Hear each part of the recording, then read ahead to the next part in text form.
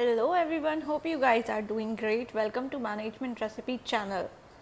तो आज मैं प्रेजेंट करने वाली हूँ आपके साथ एक न्यू और एकदम इम्पॉर्टेंट रेसिपी जिसका नाम है ग्रुप डिस्कशन। आई होप आप लोगों ने ग्रुप डिस्कशन के बारे में सुन तो बहुत रखा होगा। तो आज हम देखेंगे ग्रुप डिस्कशन को एकदम डिटेल में। पर उससे पहले हमारे चैनल को लाइक सब्सक्राइब करना बिल्कुल ना भूलें, और अगर वीडियो पसंद आए तो अपने दोस्तों के साथ ज़रूर शेयर करें।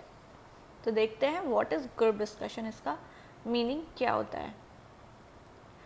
Meaning of the group discussion जो है वो दो वर्ड्स को मिला के बना है, ग्रुप एंड डिस्कशन। तो हम पहले देखते हैं ग्रुप क्या होता है, फिर उसके बाद देखेंगे व्हाट इज़ डिस्कशन। ग्रुप जो होता है वो कलेक्शन होता है इंडिविजुअल का।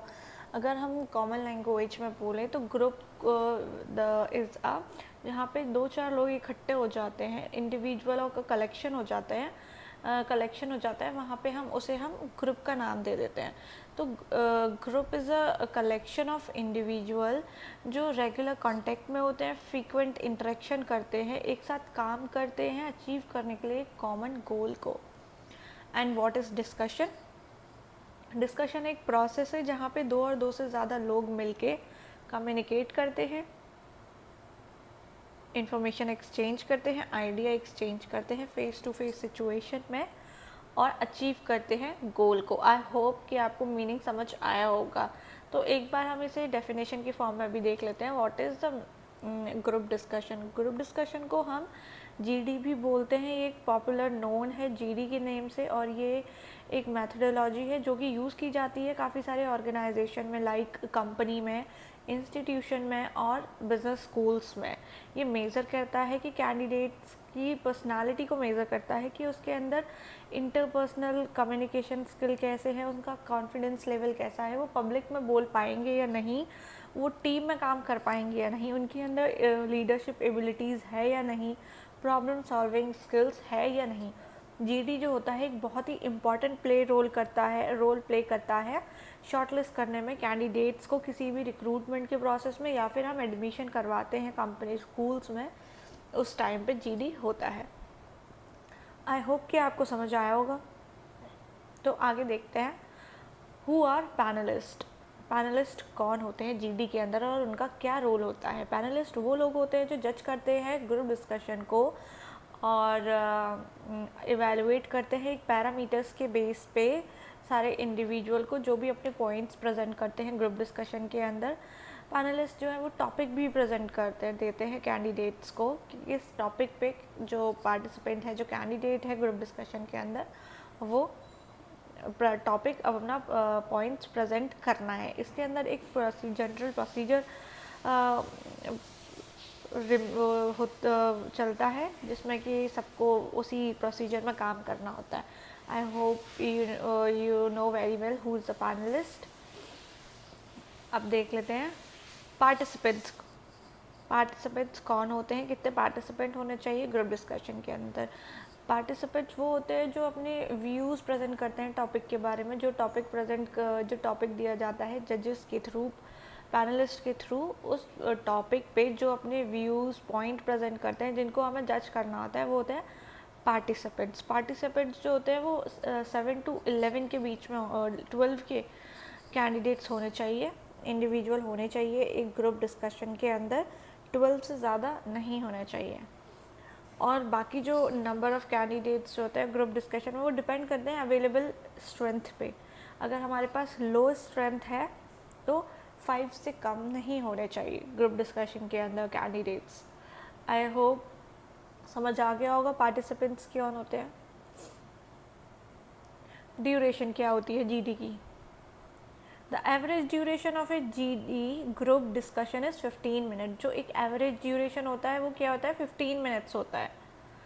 पर कभी कभी क्या होता है, पैनलिस्ट जो होते हैं, जजेस जो होते हैं, वो एक्सटेंड कर देते हैं उस टाइम को। जैसे कि फॉर एग्ज़ाम्पल 12 कैंडिडेट पार्टिसिपेंट्स हैं उसके अंदर ग्रुप डिस्कशन के अंदर, पर 15 मिनट्स के अंदर सारे पार्टिसिपेंट्स पार्टिसिपेट नहीं कर पाए हैं, अपने व्यूज़ नहीं दे पाए हैं, अपने पॉइंट्स नहीं दे पाए हैं, तो उस टाइम पे, उस सिचुएशन में जो जजेस होते हैं, पैनलिस्ट होते हैं, वो उसकी टाइम को एक्सटेंड कर देते हैं।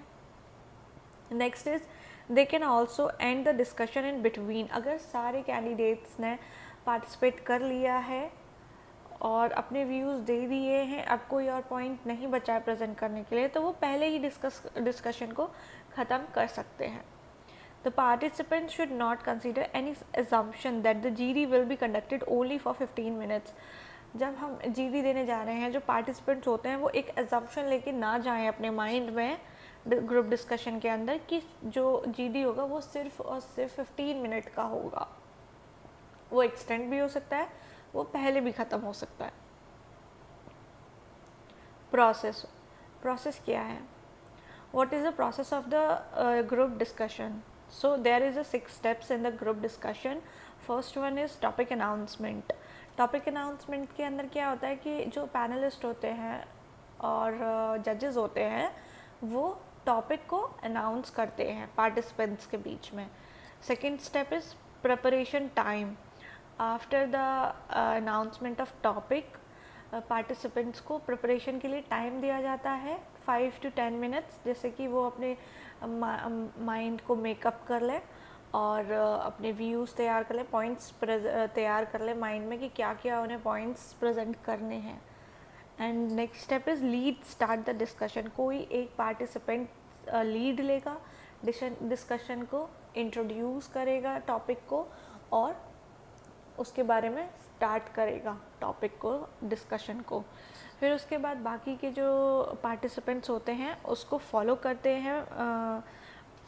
हैं और अपने अपने व्यूज़ प्रेजेंट करते जाते हैं। लास्ट पार्टिसिपेंट जो होता है, लास्ट कैंडिडेट जो होता है वो समराइज़ करता है। समराइजेशन के अंदर जितने भी पॉइंट्स बोले होते हैं वो सारे पॉइंट्स उसमें उसे प्रेजेंट करने होते हैं और उसको टॉपिक को ख़त्म करना होता है, कंक्लूड करना होता है समराइजेशन के अंदर। And the last step is judgement of individual performance. फिर जो पैनलिस्ट जो जजेस होते हैं वो इंडिविजुअल परफॉर्मेंस को जज करते हैं और उनके व्यूज़ के बेस पे उनको जज करते हैं और रिजल्ट अनाउंस करते हैं। Next is types of group discussion.